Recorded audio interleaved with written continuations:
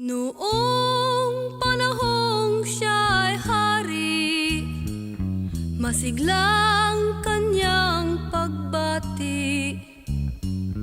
Mahigpit ang hawak ng mga daliri, at ang lakad na may matuwid. Mahusay ang kanyang talumpati, makisig kung siya'y magdamit. Malalim ang kanyang pag-iisip, at lahat ay sa kanyang